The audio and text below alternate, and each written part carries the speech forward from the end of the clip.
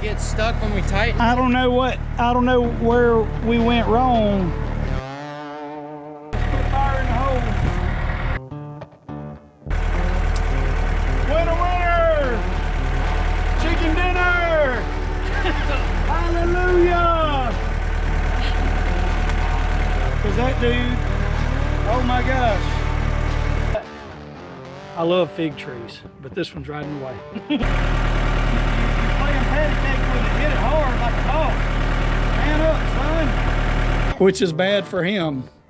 Any farm animal that don't get named is in danger of losing its life.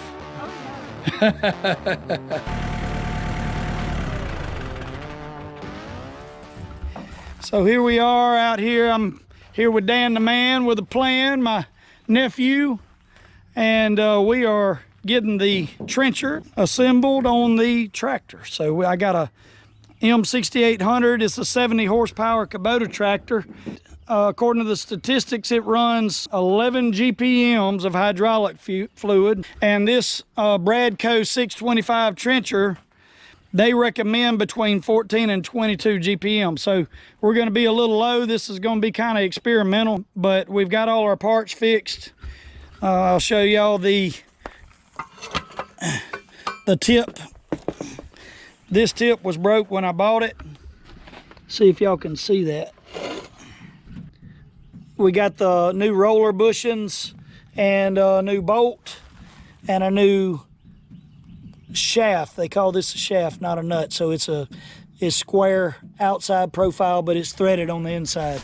So anyway, we're about to assemble it all and see if it'll run on this 70 horse Kubota. I'll let y'all know directly. So yeah, here me and Dan again, and we got the tip put together. We got the dirt out of this thing so that the bolts go all the way up in there. Give me as much slack as possible. This thing here is spring loaded, so when we got to push this against a tree to get the chain on. And we got the connection here. We had to build a homemade connector adapter in between 3/4 inch skid steer flat face and 1/2 inch tractor male and female type connections. And so there's actually 3 different lengths of the tips on these, and I got the most common one according to the folks at the hydraulic shop. Anyway, we're about to get the chain on, Lord willing. We're gonna push it on a tree, see what happens. All right, so me and Mr. Dan, we have got the chain on.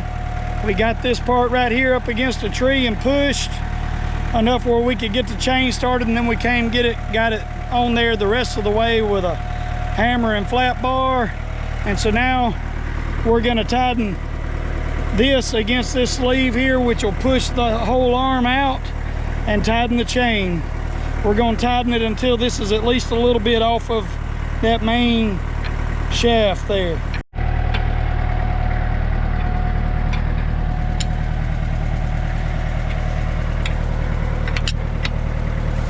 So Mr. Dan's tightening this tensioner nut. The other nut in there is going to be a lock nut, and it's going to lock this one in place so it don't vibrate loose and loosen the chain. And so every time he tightens it, this bottom chain's coming up. Right now we hadn't got the top chain off of the steel yet.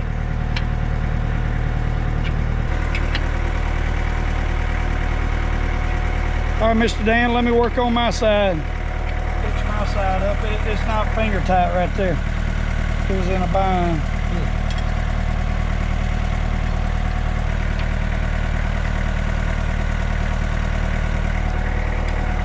There we go. We finger tight now.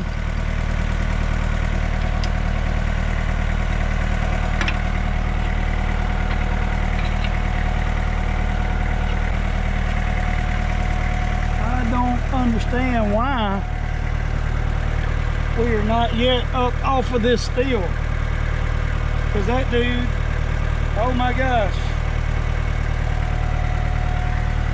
that's a problem. I'll show y'all the problem. See that mess right there? Oh, I don't know if y'all can see it. Oh, dang We'll try it from the other side. Oh crap. We didn't get the bottom in. Did it get stuck when we tightened? I don't know where we went wrong. I think it was loose, and when we tightened it, it got. But right, this chain's got to be inside here. So anyway, all right. So we got to loosen her all back up and get that right and go again. No biggie. Praise the Lord anyway. Hallelujah. So we just pried on it a little bit with a flat bar, and man, it just popped right back in. We tightened her back up. Mr. Dan's working on his side here. I knew something wasn't looking right. And these bolts were so seized up with dirt. Man, it was a lot of work to get them freed up where I could reuse them. You know, everything's so expensive to replace. You got to fix some things, or else it's just too expensive to fix broke stuff. And there is a strong way and a weak way to use a wrench. That here's the strong side of the wrench, and that's the weak side. Huh. So sometimes you have to use the weak side of a wrench because you don't have enough clearance. But never knew that. Yeah, you was using the weak side a while ago. Huh.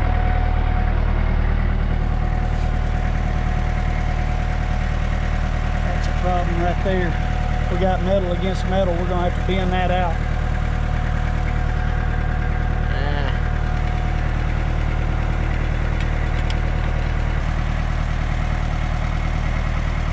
And that is a wore out roller right there. See that? Wore all the way through.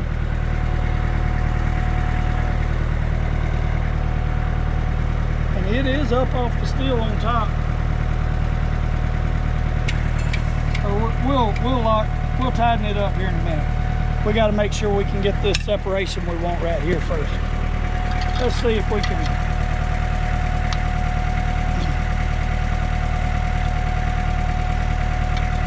Yeah, that's not working. Probably be good enough. I think to bend that heavy steel, we're going to have a heating torch and have to take it all back apart again. We're going to see if this will work. We're going to see if this will work. I think it will. So this is the lock nut. It's going to lock against that other nut that we've been tensioning with. You're going to have to do it on both sides. There's a bad spot in that bolt.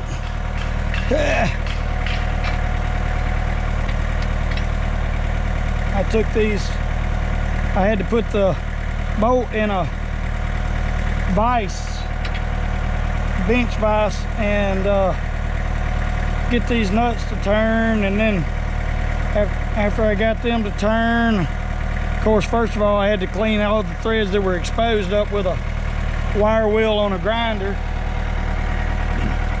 And then after I got the nuts to turn loose, I was able to clean up the bad spot in the bolt, but it's still kind of boogered a little bit.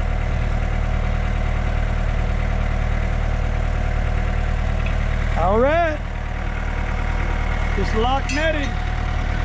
We're fixing to see something. You ready, Mr. Dan? Yes, sir. Let's put fire in the hole. Is it moving? Yeah.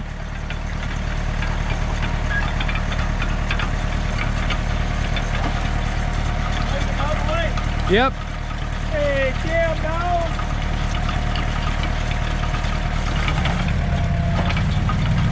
It's like a tractor chainsaw.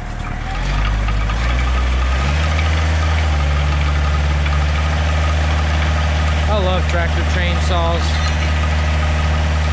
Hey, I think that's gonna work. That's fine. Praise the Lord.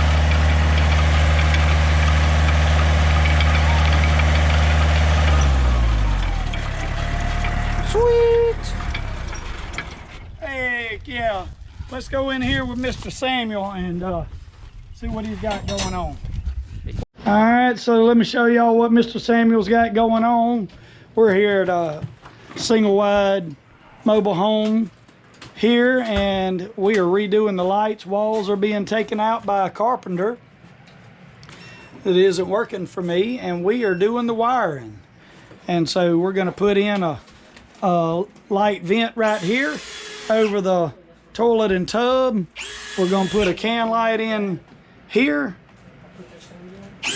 and we're going to put a wall sconce vanity light here. There's going to be a 6-foot vanity here. We got to take out all this plumbing and redo the plumbing for it. And I got the real great and reliable Samuel Shipley working for me. I'm glad to have him, and he's making it happen in here. So we're gonna go look at something else over here, what Mr. Brian's got going on.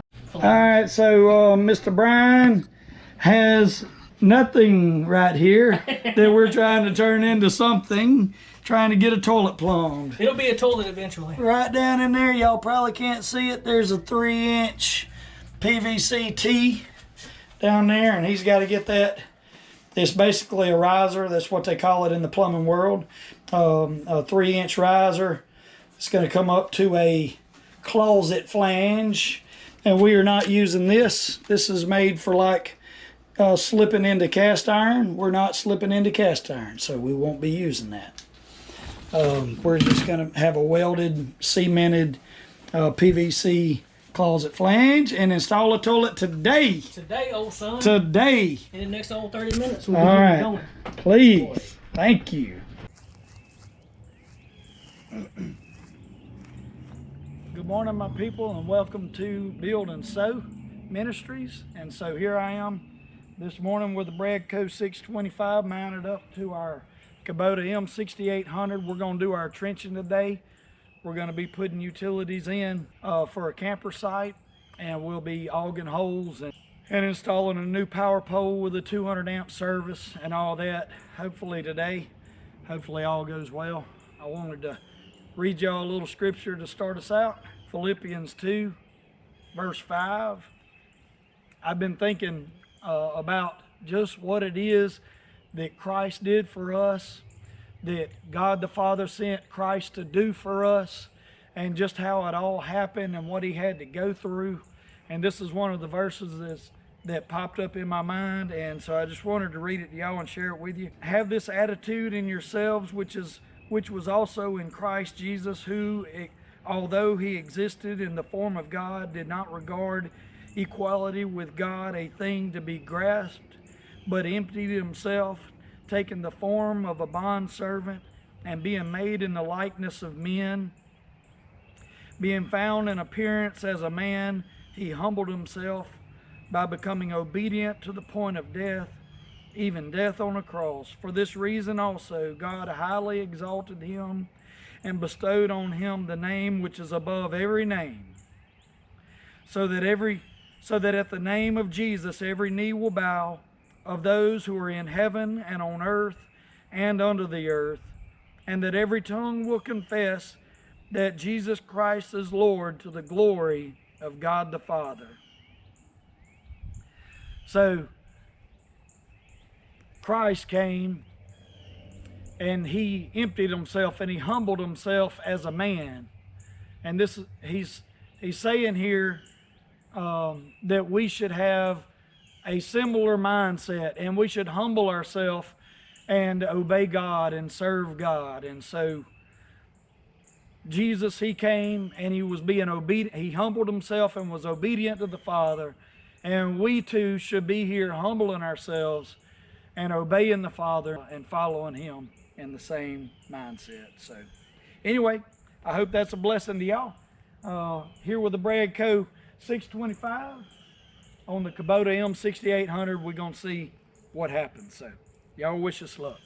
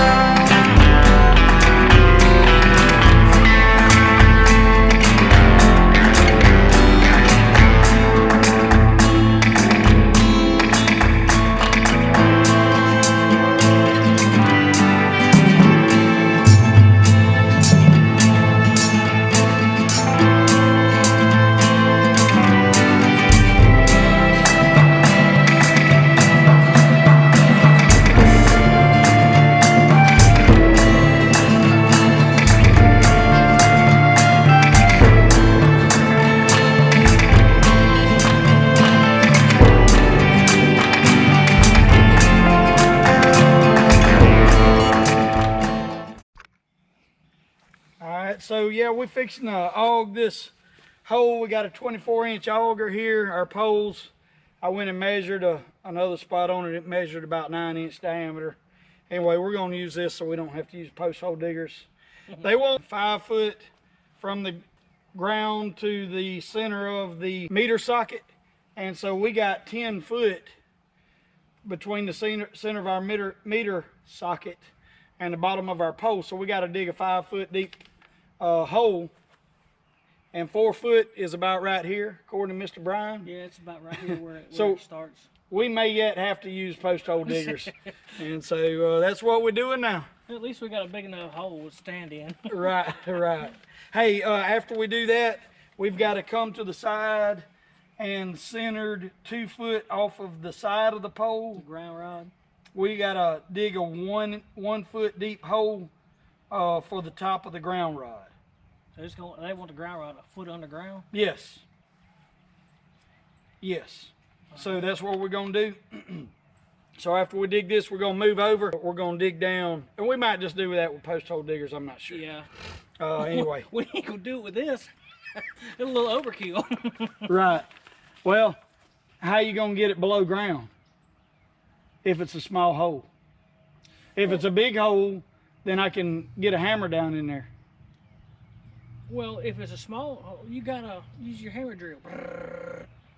I thought about that, but I've wanted to get set up for that. I love fig trees, but this one's right in the way. But I'm not set up for that. You got to weld like a socket, right diameter socket or something round to a bit that's been discarded or something like that. Yeah. Yeah, I'm not. Got plenty of junk laying around. Yeah. But anyway, wanted to show y'all the picture. That's the EMEPA diagram. This is a Mississippi Power location, but we're going to go off of this. The one online for Mississippi Power is not all that different, so we're going to use that. All right, let's get her going, Mr. Brian.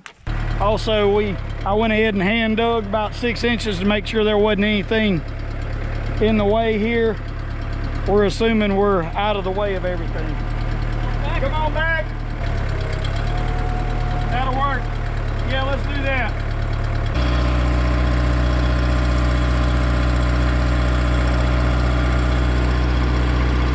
You don't have to go wide open. Just go down a little bit and pick it up and out and keep going.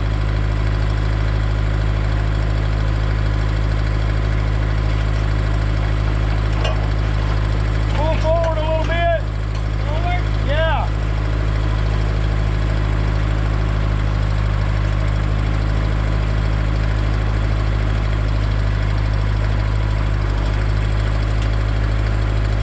Still back? A little more.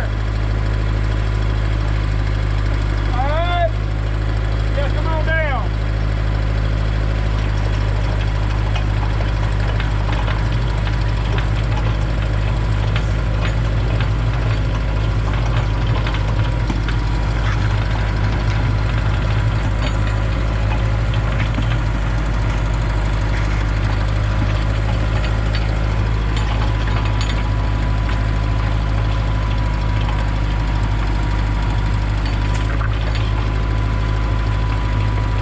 Pull forward.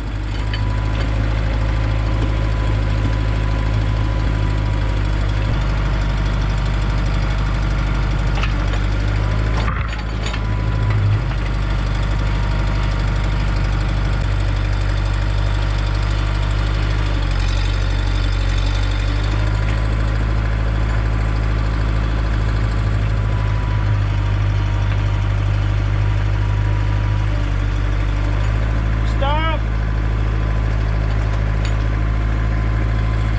I don't want to get dirt in our PTO shaft, and we can't keep going down and bend this into the, I don't want to bend that into the ground, you know.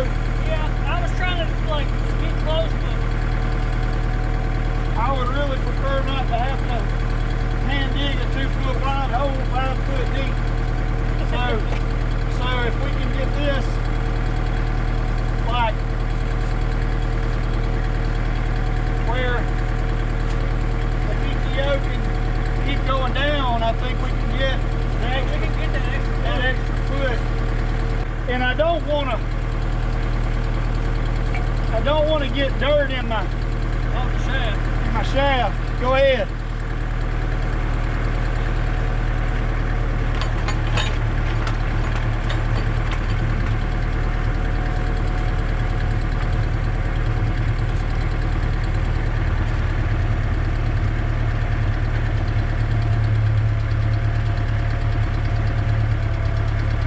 You need to back up now.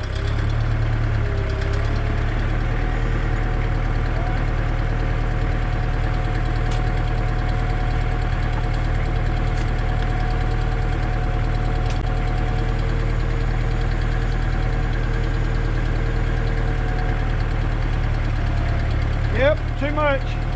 Roll forward just a little.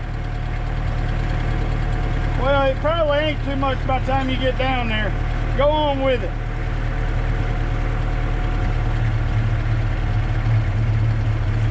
See, yeah, come on. Let's go all the way to the shaft, hits the dirt. Come on.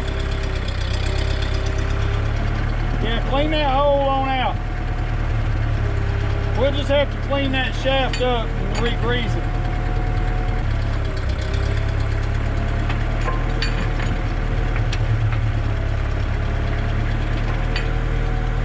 Alright, pick her all the way up and let me measure it. You don't have to move.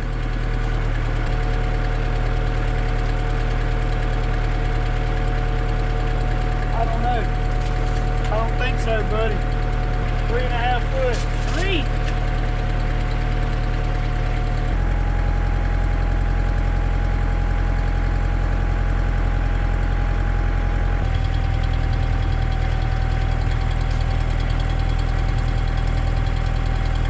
That's all we got. That's all the way down. Oh, really?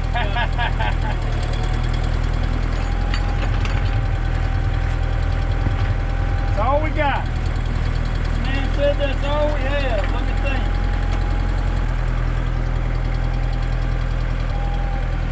All right. We can put that extension on this. Oh, you do have an extension? It's on that 8-inch auger. Oh, okay. Yeah. And it might be, see right now it sits at 4 feet. We can get that extra foot. But it may be, grab us, do we have post hole diggers in the trailer? Yeah. Grab us them, please, sir.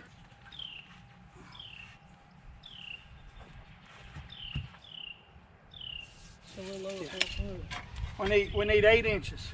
Can we do it?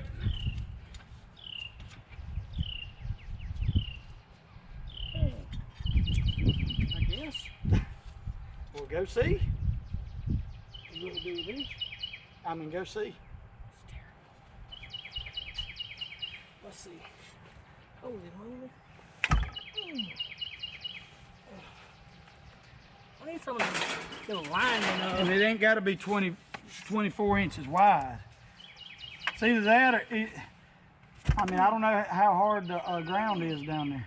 It looks like it's soft. See, that's what I didn't know, if maybe it had already cut an extra foot and it just needed to be cleaned out.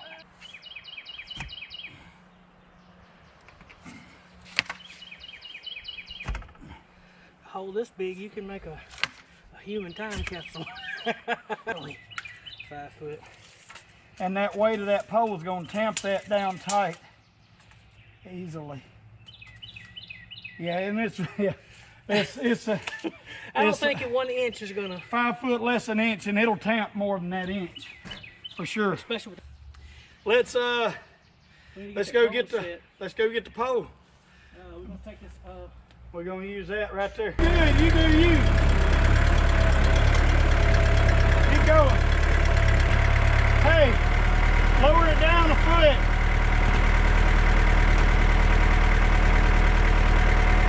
You in low range, All right. Stop. yeah, it's tipping. The back wheel's off the ground. This ain't gonna work. Pull forward.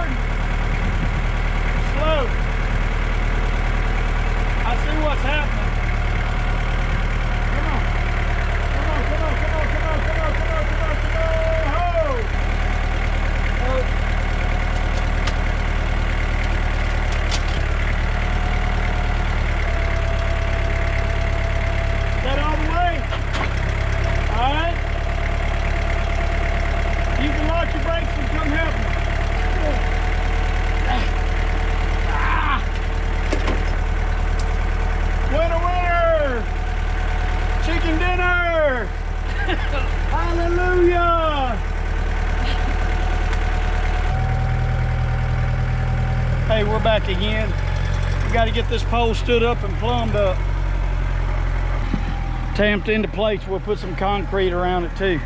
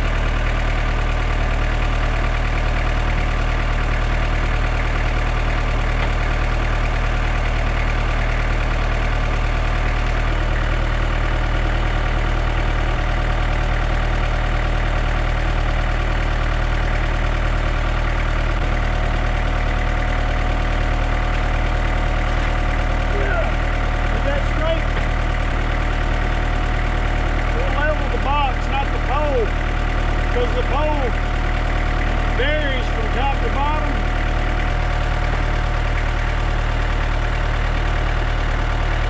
Oh!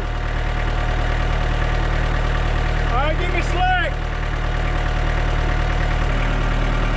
You're playing patty cake with it. Hit it hard like a ball. Man up, son.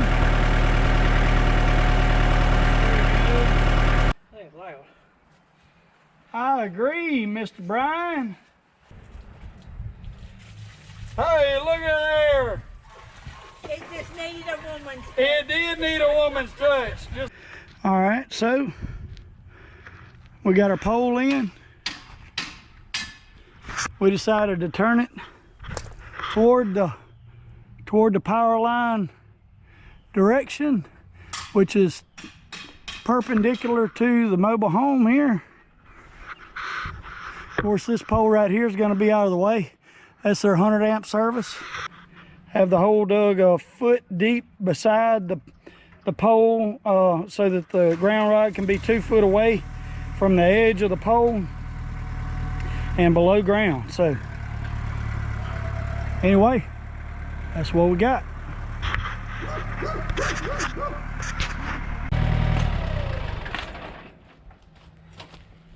So I guess the result is it works. The Bradco trencher does work on the 70 horse Kubota tractor. You know, it don't go fast.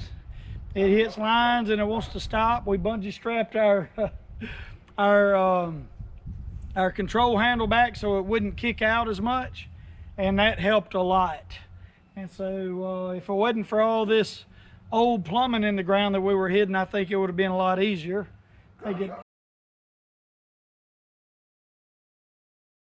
My favorite pig, that the one with the black nose. Oh, the black And then nose. I like the spotted. I see the black nose pig. He's really cute. And a black nose. So Awesome. that one's my favorite. Oink, oink, oink. This little piggy I don't know. went to market. This little piggy stayed home. This little piggy cried wee, wee, wee all the way home. Come on here, let's go have some breakfast. You getting it? This one right here with a black nose, we think we're gonna keep him and This let one right here? Or that one? that. Well, Hadassah was pointing at one in this cage, so I assume it was, is that one closest to you? Okay, that's a male. Yeah, So you need a female. gonna need a female. You can get this little one You here. need to get Hadassah, I mean Ada up here to pick one. Yeah. Daddy, hold this. What's up, Big Sam? Nothing much. All right, well, let's go see which one Ada wants to save. All right, we decided we're gonna call this the pardoning of the pigs. We had 9 that we were gonna butcher here, little ones that John brought. My brother John brought from what? John Ham. DAL. Dinosaur Adventureland, thank you. There's Mr. Daniel. That's Penelope. Okay, the black one? No, the middle one. Okay, all right, the black nose is Penelope. That's Chewbacca, I'm guessing. Chewbacca. Okay, and what about the other one?